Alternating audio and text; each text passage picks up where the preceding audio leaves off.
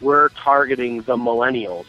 They're targeting, the 20 to 30-year-old crowd that doesn't necessarily want to sit down for a 4-hour baseball game. They want to go somewhere and hang out.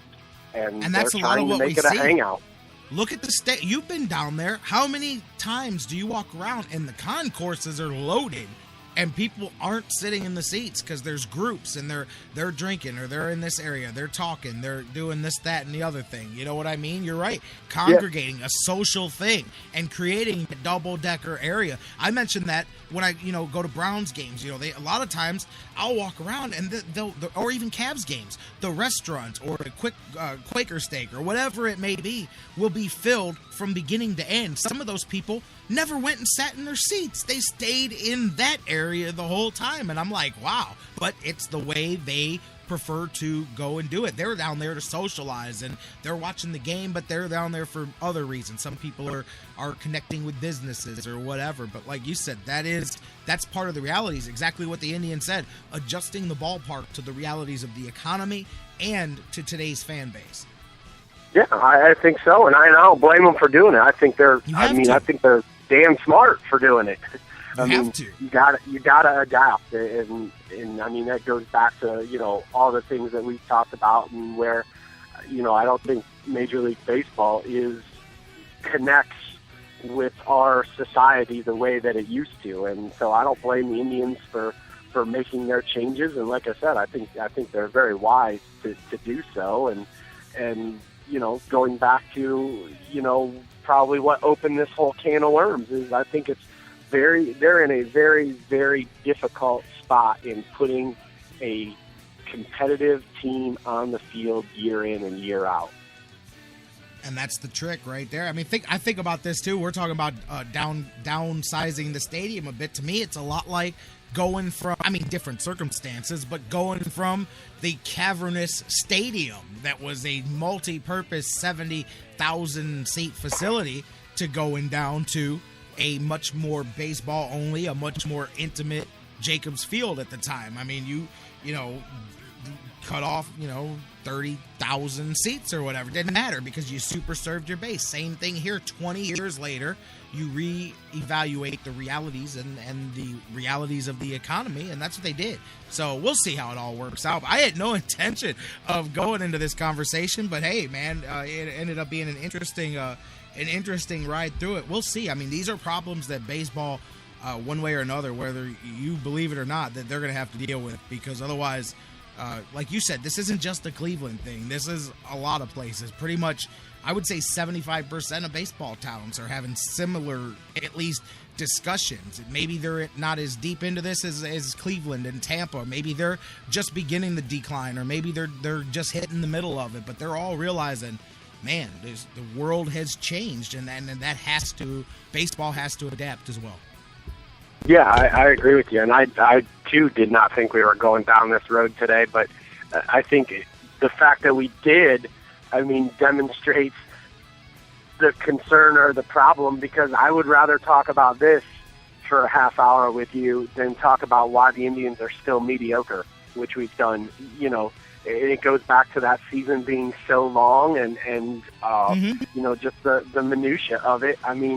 Otherwise, we can continue to talk about, this week they're 60-60, and last week, they were 54 and 54, and next week they're going to be 63 and 60. Yeah, there you go. I was going to say 63, but there you go, man.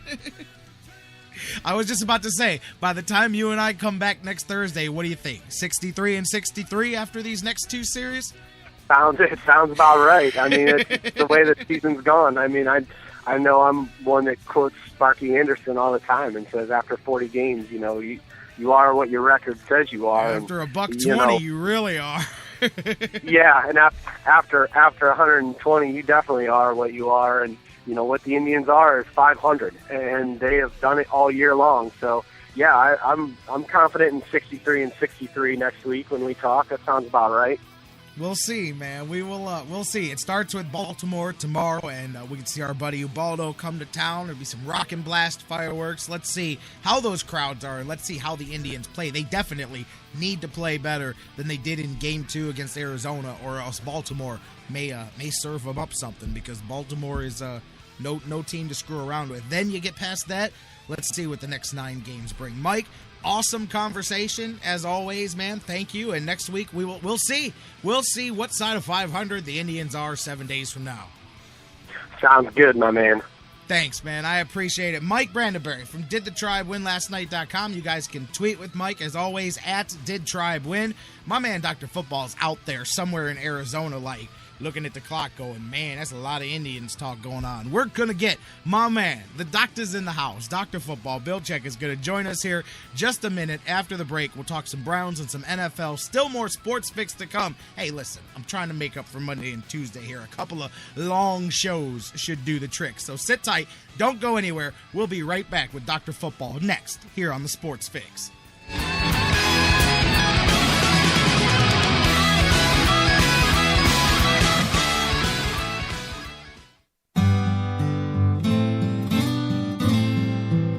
Public service announcement from the Sports Fix.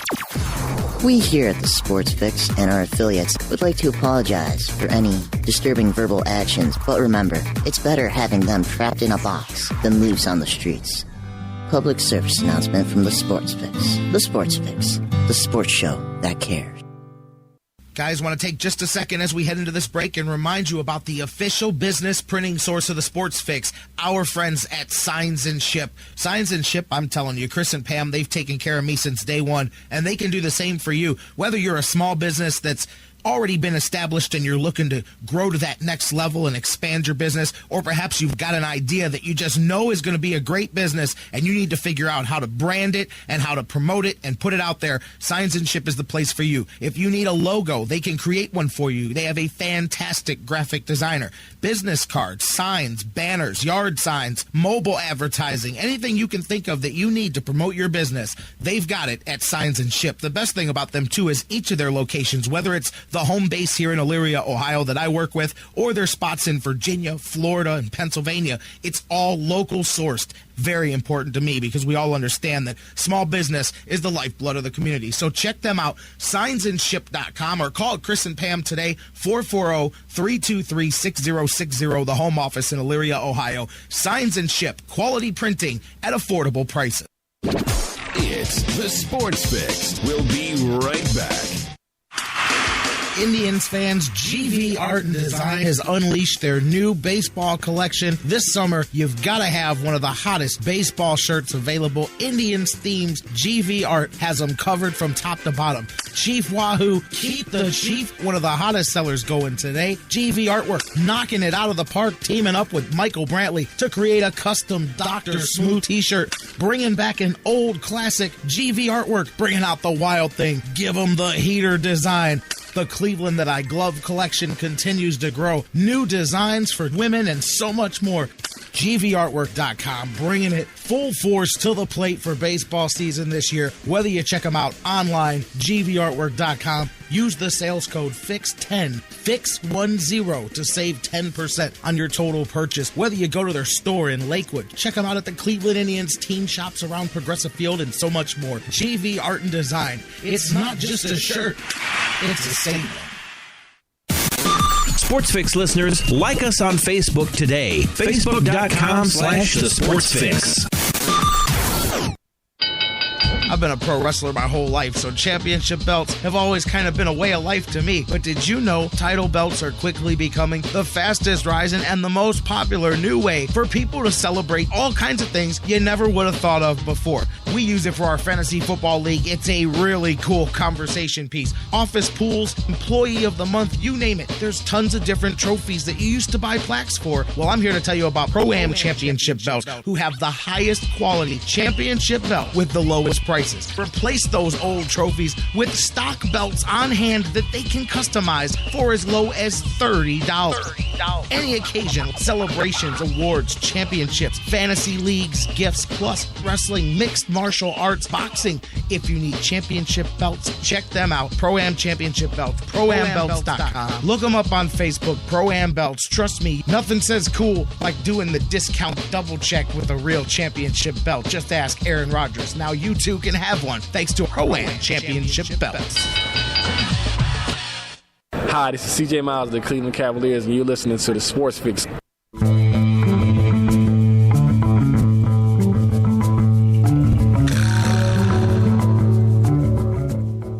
How did that little bugger slip in there? I'm 100% positive that I edited CJ Miles. He is no longer of the Cleveland Cavaliers, and I know this. I fixed all of the former Cavaliers a couple of weeks ago, but apparently that one slipped through the I don't know. Maybe I renamed it or something. I don't know. I'll have to find out. But CJ Miles is no longer a Cleveland Cavalier. Welcome back into the Sports Fix. Rock back with you, man. We're about to tick the clock into hour 3 here of this thing. I told you guys I was going to make up for Monday and Tuesday here with the last couple of shows. Getting ready to go back to the phones in a moment. My man, Dr. Football Bill Check, is going to join us as always. He's usually with us on Tuesdays, but we weren't here, so he's with us today. We're going to talk a little bit about the latest with the Browns and the NFL. You guys can keep the conversation going on Facebook and Twitter. My man, Ron Graham, he's busy, always busy, but today he gets a chance to take some time out of his schedule and live tweet the show. I always love when he does that, you guys. So interact with Ron on Twitter at The Sports Fix CLE. You can email us, thesportsfix@AOL.com. Hit me up on Facebook, facebook.com/The Sports Fix. Stay in touch with the show 24/7, and I'll open up the phone lines for the final segment of the show here in a moment, but I'm going to go back to the phones now. Welcome, my man, Dr. Football Bill Check is back in the house. Doc Football, how you doing? Jerry, what's going on? I was listening to all that Cleveland Indians talk. My head was starting to hurt. Hey, man, I know you're a football guy, man, but, you know. No, it's all right. Let me tell you something. Mike had hit on some good points, and I agree with him on a lot of what he said. You know, and believe it or not, it is the same thing in football.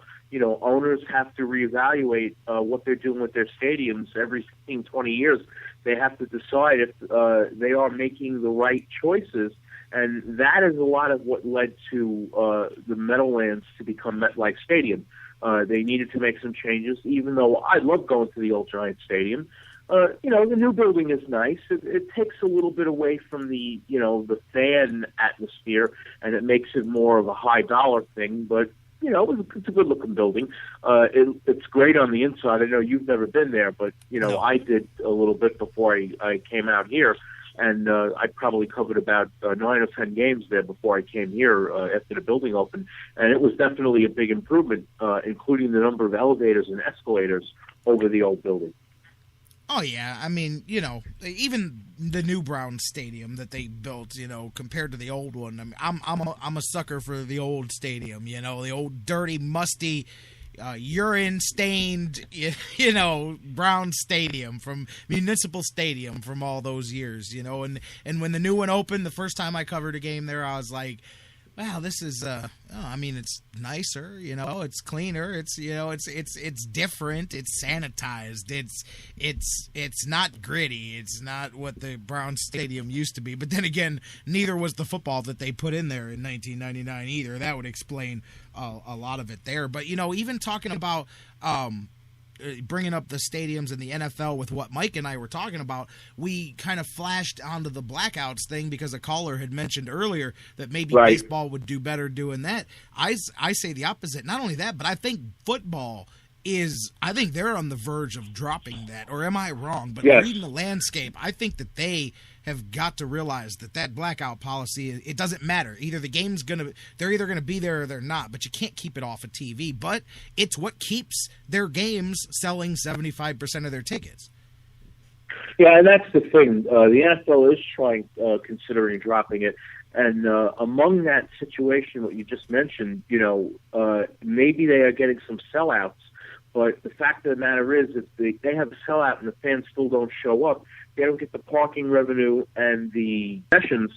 They don't make as much. They still make money, of course, but they don't make as much money. And a lot of people will say, that, what difference does that make? And I point to the fact that for the last 2 years in the with Mike, they get so much of their money from the television now that it has become a television sport, and you have to keep that into effect here with the blackout policy, But one thing I want to ask Bill as soon as he gets back in here on the line is, looking at that, I wonder, and maybe you guys listening would know the answer to this too, but I don't know.